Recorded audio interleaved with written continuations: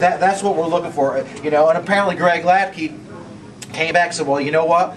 This guy has the potential, the growth potential to be a strong side defensive end. That does not mean he can't be a weak side defensive end. It definitely does not mean that, you know.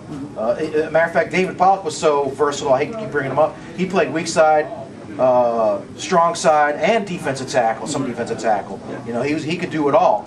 That's the biggest, you know, it's the size. You know, you get somebody like Cornelius Washington. Who looks great in person. You saw him in here, you're like, wow, you know, he's got thin waist, wide shoulders, long arm, big hands, but he's never going to weigh more than 245 pounds. So unless he's super strong, it's going to be hard for him to be a strong side defensive end and take on both a tight end and a tackle. So I was going to ask, maybe. Okay, go ahead. You ask him, and I'll hit you next. I'm sorry. Maybe you. I don't know. The Georgia coaching staff changes and switch arounds and all that kind of stuff. Give us your perspective on that. With John Easton moving up and Byran McClendon. Yeah, Byran McClendon coming on, and you know, the other guy thinking of Tony Ball. Yeah. Well, I mean, some people kind of thought about why would Byran McClendon be the running backs coach instead of the wide receivers coach. Well, Tony Ball was the wide receivers coach before. He's got experience with that. You know, I don't know. 7 years at Virginia Tech. Yeah. I don't know what the team side would probably know better. He probably preferred that position to begin with. Okay. And with Byran McClendon, you know, running backs are you know, probably going to be a little bit more coachable for him as a first time coaching job would be my experience. Right. And it's going to be a little bit easier for them to scout and for him to recruit.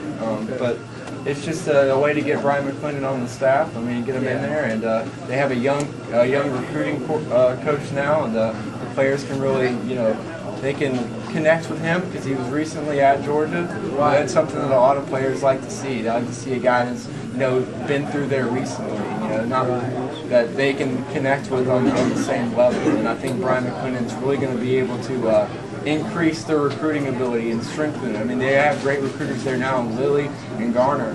But if, you know, if Garner were to leave or and Lilly were to take over, then McClendon would just become that much, you know, more important to the overall recruiting process.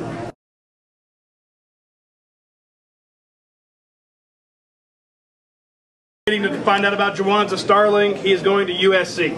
Yeah. Good luck. We need it. I guess his dad, he didn't listen to his dad. Did not listen to his father, apparently. The rest of the day just might go like this. Possibly. And then you got Marlon Brown. The rumor is that he's going to sign with OSU. But again, that's just a rumor. The rumors were Greg Reed was going to sign with Georgia, so take those for what they're worth. That's from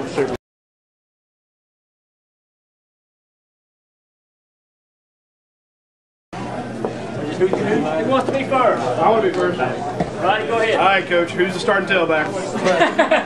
Come on. Well, it's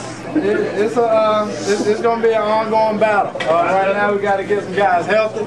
Right now, we got to get you know, we had Richard just had surgery. Now Taylor's going to be back.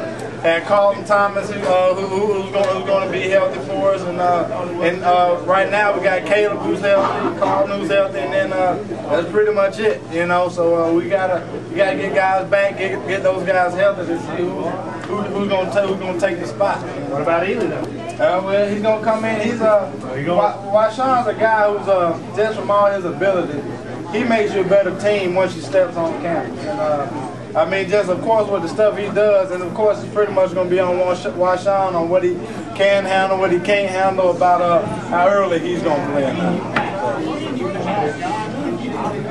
With numbers being so tight next year, probably even tighter than this year, right? Are we going to take more than one running back? Well, I know you can't comment on certain players. Right. I mean, he asked, with numbers being so tight, will we take more than one running back next year? But we're going to see. We got to see how the number thing shakes out. You know, you only allowed 85 scholarships a year. And it depends on who. I mean, how many guys decide to leave early next year, or who's having a good year, and who may plan to leave early out the backfield. But that's an ongoing process there as well. But of course, it's going to be looked at, and it's not going to help that everybody's young who's coming back. You know, I think my oldest running back is Caleb King. He's a redshirt sophomore. So I mean, we still got a lot of room to grow, but and not many numbers to give.